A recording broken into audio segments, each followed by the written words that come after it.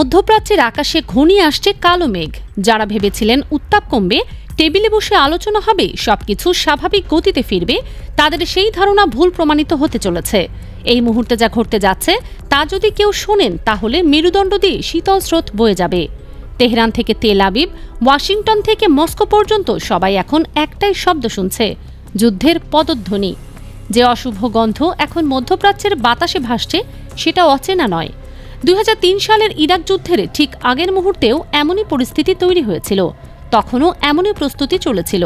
তখনও ঝড়ের আগে নীরবতা সবাইকে অস্থির করে তুলেছিল। আর এবার সেই ঝড়ের ঠিক মাঝখানে দাঁড়িয়ে আছে ইরান। এই মুহূর্তে যে খবরটি সবার জানা দরকার, সেটি অত্যন্ত গুরুতর। গোপন সূত্র থেকে জানা যাচ্ছে, আমেরিকা এখন সক্রিয়ভাবে ইরানের উপর সীমিত আক্রমণের নীল নকশা তৈরি করছে। হ্যাঁ, আপনার কানে যা পৌঁছলো সেটাই সত্যি।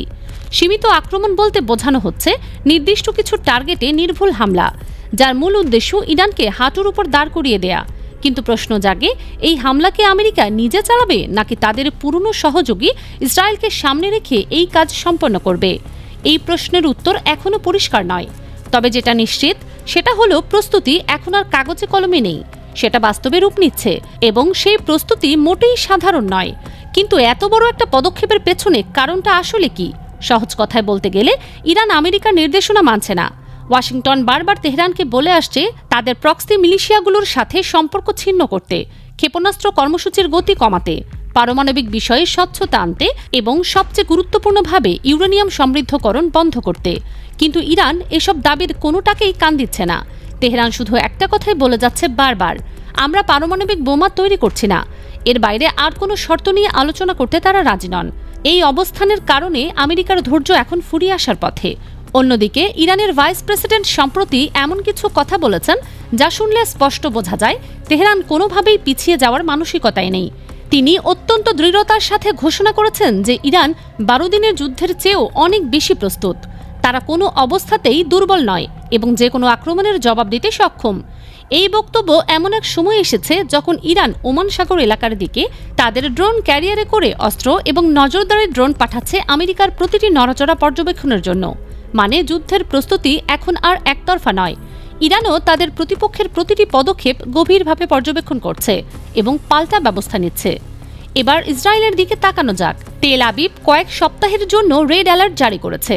দেশটির নিরাপত্তা ব্যবস্থা এখন সর্বোচ্চ সতর্কতায় রয়েছে, কারণ ইসরায়েল বা আমেরিকা যদি ইরানের উপর সামান্যতম আঘাত হানে, তাহলে ইরানের সর্বোচ্চ নেতা আয়াতুল্লাহ খামেনি আগে থেকে স্পষ্ট বলে রেখেছেন যে ইসরায়েলকে এমন ক্ষতির সম্মুখীন হতে হবে যা তারা কল্পনাও করতে পারবে না।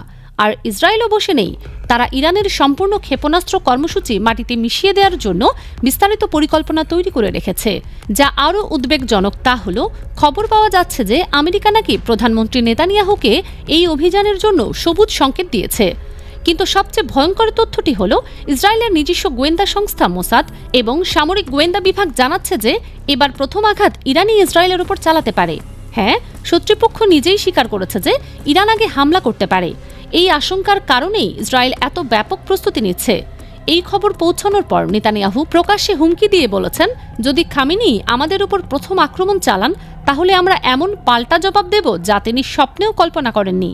কথাটা বলো সহজ, কিন্তু বাস্তবতা হলো ইরানের সামরিক সক্ষমতা সম্পর্কে ইসরায়েল ভালোভাবেই অবগত এবং তারা জানে এটা কতটা কঠিন লড়াই হতে পারে। এদিকে হামাদান এলাকায় একটি দুর্ভাগ্যজনক ঘটনা ঘটেছে। ইরানের পুরনো প্রজন্মের একটি F-4 যুদ্ধবিমান বিধ্বস্ত হয়েছে এবং দুর্ঘটনায় উভয় পাইলট নিহত হয়েছেন। এই ঘটনা ইরানের জন্য আরেকটি আঘাত হিসেবে এসেছে। পাশাপাশি ইরাকের বিভিন্ন সশস্ত্র গোষ্ঠী একের পর এক বিবৃতি দিয়ে জানিয়ে দিচ্ছে যে তারা ইরানের পাশে দাঁড়াবে এবং প্রয়োজনে ইরানের হয়ে লড়াই করতে প্রস্তুত রয়েছে। এখন একটু ভিন্ন দিকে আলোকপাত করা যাক। ডিয়াগো গার্সিয়া নামক দ্বীপটি ব্রিটিশ নিয়ন্ত্রণাধীন হলেও সেখানে আমেরিকার একটি বিশাল সামরিক ঘাঁটি রয়েছে। এই ঘাঁটিতে আমেরিকান যুদ্ধবিমান, ফাইটার জেট, ট্যাঙ্কার এবং বিপুল পরিমাণ অস্ত্র মজুদ রয়েছে। এখন ব্রিটেন নিজেই উদ্বিগ্ন হয়ে পড়েছে এবং তারা আমেরিকাকে সরাসরি বলে দিয়েছে যে ডিয়াগো গার্সিয়ার মাটি ব্যবহার করে ইরানের উপর হামলা করা যাবে না, কারণ এটা আন্তর্জাতিক আইনের সুস্পষ্ট লঙ্ঘন হবে।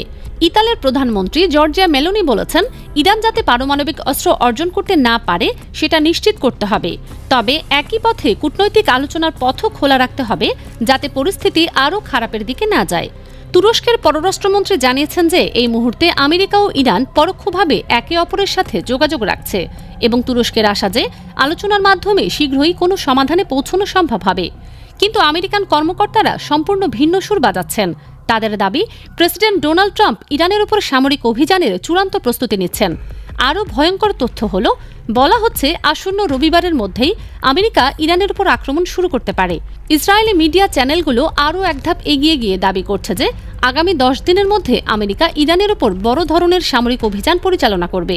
স্যাটেলাইট চিত্র বিশ্লেষণ করলে দেখা যাচ্ছে সৌদি আরবের বিভিন্ন সামরিক ঘাঁটিতে আমেরিকার ট্যাঙ্কার, ফাইটার জেট এবং বিপুল পরিমাণ অস্ত্রশস্ত্র সরবরাহ করা হয়েছে। মজার ব্যাপার হলো, এই স্যাটেলাইট ছবি প্রথম প্রকাশ করেছে চীন নিজেই।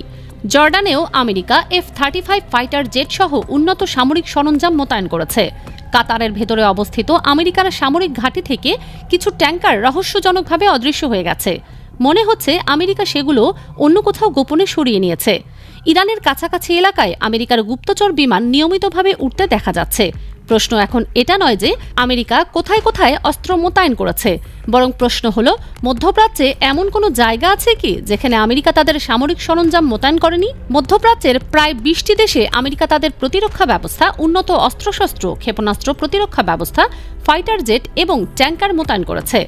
একবার কল্পনা করুন 20টি আরব দেশে আমেরিকার উপস্থিতি। তবে ইরানও হাত গুটিয়ে বসে নেই। তাদের গোয়েন্দা সূত্রে নিশ্চিত খবর পৌঁছেছে যে তাদের মিসাইল সিটিতে আক্রমণ হতে পারে। তাই ইরান তাদের ক্ষেপণাস্ত্র স্থাপনা এবং সংবেদনশীল এলাকাগুলোর উপর বিশেষ ধরনের জাল বিছিয়ে রাখছে, যাতে ড্রোন হামলা হলে সেই ড্রোনগুলো জালে আটকা পড়ে যায় এবং সরাসরি লক্ষ্য বস্তুতে আঘাত করতে না পারে। একই সাথে ইরান তাদের সমস্ত গুরুত্বপূর্ণ এলাকায় উন্নত রাডার সিস্টেম স্থাপন করেছে। পোল্যান্ড সরকার তাদের নাগরিকদের জরুরি নির্দেশনা জারি করে বলেছে যে তারা যেন অবিলম্বে ইরান ত্যাগ করেন, কারণ পরিস্থিতি অত্যন্ত গুরুতর আকার ধারণ করেছে। প্রেসিডেন্ট ডোনাল্ড ট্রাম্প নিজেই নিশ্চিত করেছেন যে তিনি ইরানি কর্মকর্তাদের সাথে কথা বলেছেন। তিনি বলেছেন আলোচনা বেশ ভালোভাবে হয়েছে এবং তাদের জন্য সবচেয়ে ভালো হবে যদি তারা চুক্তি করে নেয়, কারণ যদি তারা চুক্তি না করে তাহলে তাদের জন্য পরিস্থিতি অত্যন্ত ভয়াবহ হয়ে উঠবে। ট্রাম্প আরও স্পষ্ট করে বলেছেন যে তিনি ইরানকে জানিয়ে দিয়েছেন তারা কোনোভাবেই পারমাণবিক অস্ত্র অর্জন করতে পারবে না। তিনি উল্লেখ করেছেন যে ইরানের হাতে এখন মাত্র 10 থেকে 15 দিনের সময় আছে চুক্তিতে রাজি হওয়ার জন্য, না হলে পরিস্থিতি অত্যন্ত খারাপ মোড় নেবে। তিনি আরও যোগ করেছেন যে যদি কোনো চুক্তি না হয় তাহলে সেটা হবে অত্যন্ত দুর্ভাগ্যজনক এবং তার মতে ইরানকে যথেষ্ট সময় দেওয়া হয়েছে। 10 থেকে 15 দিন হল সর্বোচ্চ সময়সীমা। আমেরিকান জেনারেলরা সম্প্রতি ট্রাম্পের সাথে দীর্ঘ বৈঠক করে তাকে বিভিন্ন সামরিক অপশন উপস্থাপন করেছেন, যেখানে ইরানের কোনো কোনো এলাকায় কিভাবে আক্রমণ চালানো যেতে পারে তার বিস্তারিত পরিকল্পনা রয়েছে। ডজনের পর ডজন আমেরিকান ট্যাঙ্কার এবং যুদ্ধজাহাজ পুনরায় মধ্যপ্রাচ্যের দিকে রওনা হয়েছে। মজার বিষয় হলো আমেরিকার দ্বিতীয় এয়ারক্রাফট ক্যারিয়ার এবার ইরানের বিরুদ্ধে অবস্থান নেওয়ার জন্য নয়, বরং ইসরায়েলকে রক্ষা করার উদ্দেশ্যেই পাঠানো হচ্ছে। যুক্তি হলো যদি ইরান আক্রমণ করে তাহলে ইসরায়েলকে রক্ষা করার জন্য আমেরিকার প্রস্তুতি থাকতে হবে। রাশিয়ার পররাষ্ট্রমন্ত্রী সের্গেই লাভরভ একটি অত্যন্ত গুরুত্বপূর্ণ বিষয় উপস্থাপন করেছেন। তিনি বলেছেন, সম্প্রতি যখন ইরানের পারমাণবিক স্থাপনায় আক্রমণ হয়েছিল তখন পারমাণবিক বিকিরণ ছড়িয়ে পড়ার মারাত্মক আশঙ্কা ছিল। একটি বড় পারমাণবিক দুর্ঘটনা ঘটে যেতে পারত। এই কারণে রাশিয়া চাইছে যে ইরান ও আমেরিকা কূটনৈতিক আলোচনার মাধ্যমে সমাধানে আসুক। রাশিয়া আরও ঘোষণা দিয়েছে যে যদি আমেরিকা ও ইরানের মধ্যে কোনো পারমাণবিক চুক্তি সম্পাদিত হয় তাহলে ইরানের সমৃদ্ধ ইউরেনিয়াম গ্রহণ করতে তারা প্রস্তুত রয়েছে। তবে লাভরভ এটাও ইঙ্গিত দিয়েছেন যে দুই দেশের মধ্যে যে সংঘাত তৈরি হয়েছে তার পেছনে ইউরোপীয় দেশগুলোর ভূমিকা রয়েছে এবং সে কারণে ইরান ইউরোপীয় ভূমিতে বসে কোনো আলোচনা করতে আগ্রহী নয়। এই মুহূর্তে ইরানের উপকূলীয় এলাকায় রাশিয়া এবং ইরানের নৌবাহিনী যৌথভাবে অত্যন্ত ব্যাপক এবং শক্তিশালী সামরিক মহড়া পরিচালনা করছে, যা একটি স্পষ্ট বার্তা প্রেরণ করছে। আন্তর্জাতিক পরমাণু শক্তি সংস্থার প্রধান ইরানকে সতর্ক করে বলেছেন যে এখনও খুব বেশি দেরি হয়নি এবং সবকিছু নষ্ট হয়ে যায়নি। যত দ্রুত সম্ভব ইরান যেন তাদের পারমাণবিক স্থাপনাগুলোতে প্রবেশাধিকার দেয়, যাতে আন্তর্জাতিক পরিদর্শকরা সেখানে পরিদর্শন করতে পারেন। সবশেষে ইরানের প্রেসিডেন্ট মাসুদ পেজেশকিয়ান একটি বিস্ফোরক তথ্য প্রকাশ করেছেন, যা শুনলে চমকে যেতে হয়। তিনি বলেছেন ইরানের অভ্যন্তরে যেসব বিক্ষোভ ও অস্থিরতা সৃষ্টি হয়েছে তার পেছনে বিশ্বের শীর্ষ 10টি গোয়েন্দা সংস্থা জড়িত রয়েছে। MI6, সিআইএ এবং মোসাদের মতো কুখ্যাত গোয়েন্দা সংস্থাগুলো ইরানের অভ্যন্তরীণ পরিস্থিতি অস্থিতিশীল করার জন্য সক্রিয়ভাবে কাজ করছে, বিক্ষোভ উস্কে দিচ্ছে এবং নাশকতামূলক কর্মকাণ্ড পরিচালনা করছে। তিনি আরও বলেন যে একটি মিথ্যা গুজব ছড়ানো হচ্ছে যে চীন নাকি ইরানকে অর্থ দিচ্ছে, অস্ত্র সরবরাহ করছে এবং সাহায্য করছে, কিন্তু এটা সম্পূর্ণ অসত্য।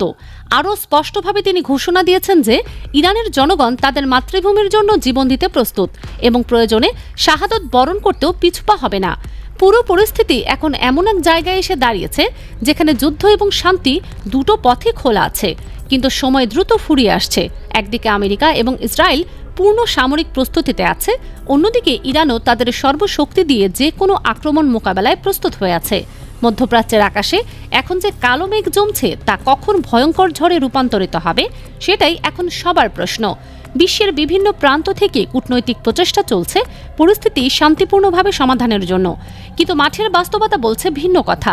আগামী 10 থেকে 15 দিন হবে অত্যন্ত গুরুত্বপূর্ণ এবং সম্ভবত নির্ধারক, যা ঠিক করে দেবে মধ্যপ্রাচ্য শান্তির পথে হাঁটবে নাকি আরেকটি ভয়াবহ যুদ্ধের দিকে এগিয়ে যাবে।